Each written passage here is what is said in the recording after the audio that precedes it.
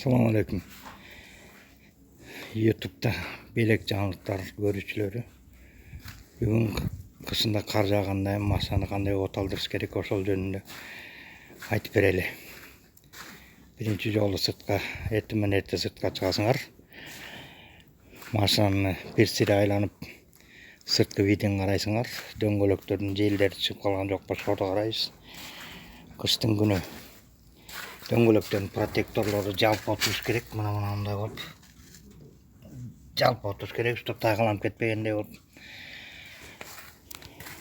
Ал эми машинаны эртең менен эрте бир сире айланып баарын карап, дөңгөлөктөрдүн эмелерин бүт баарын карап чыккандан кийин машинаны эң биринчи машинаны ачып туруп, андан капотун ачабыз. Машинаны ачтык, эми капотун ачабыз.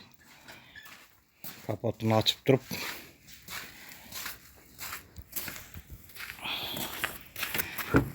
анан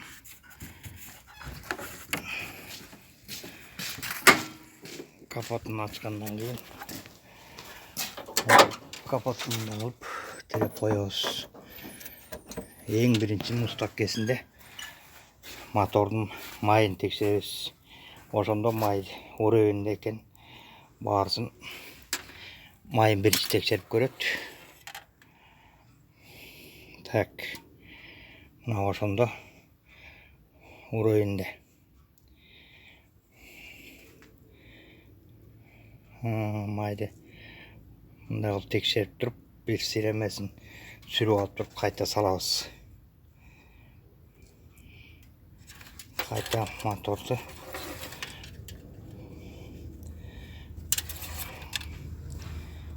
майын карап туруп, мына экинчи точкада, мына уровень экинчи менен бирдин ортосунда турат. Мына бул уровенде. Андан кийин коробканы, автоматский коробкалар болсо коробкасынын майын текшеребиз. Коробкасынын майы. Так. Мына муну дагы бир сире тряпка менен сүрүп алабыз. Анан тряпка менен сүрүп, анан кайта салып туруп, мына кайта мындай кылып кайта салып, полный саласыңар дагы. Кайта сууруп алып туруп, мына эми уровень текшеребиз.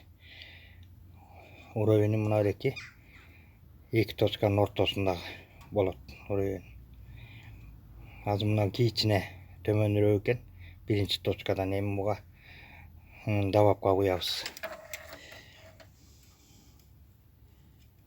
Так, майларын текшерип болдук. Майларын текшерип болгондон кийин ал суусунун мына эле бачогунун жанындагы растительный бачок деп коет. Сууну кошо растительный бачогун ачып туруп, ошо растительный бачогунан карайбыз. Анткени тиги радиаторду ачканда тосол төгүлүп кетет. Азыр бул тосол менен жүрүп атабыз. Ошондо мына растительный бачокду мынтип ачып туруп ичин карасак, ичинде көрүнүп турат экен.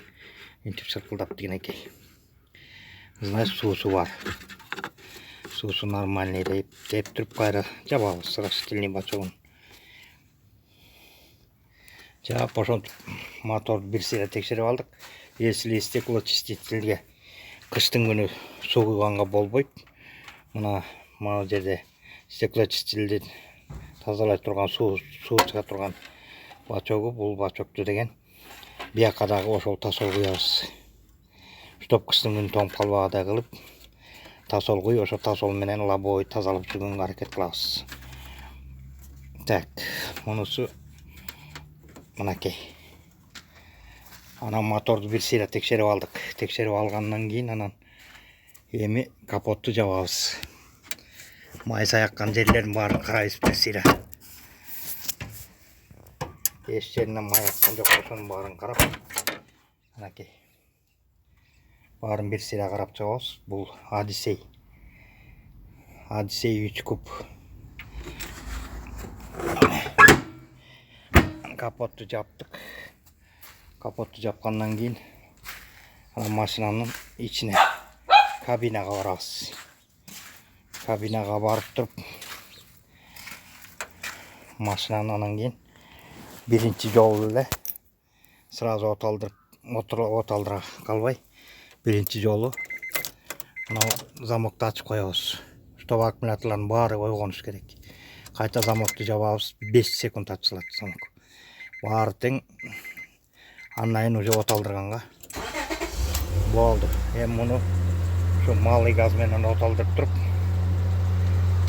машина оталгандан кийин азыр өзү машина жылыганда газ уйт этет. Анан ошо газ берилгенден кийин анан машина жылыйт. Моторду жылытып туруп, анан машинаны айдаш керек. Моторду жылытпасаңар, өзүңөр ойлоп койгула, жарым литр бензин кетиш керекпи, же болбосо моторду кайра жасаш керекпи. Если моторду муздак кезинде оталдырып алып эле сразу айдап кете турган болсоңор, кальций дегени силерди окуткан болуш керек. Окутканда ошол порсен, кальций, гильза деп окутат. Ошо кальцийлор муздак кезинде отуруп сразу айдап кеткенде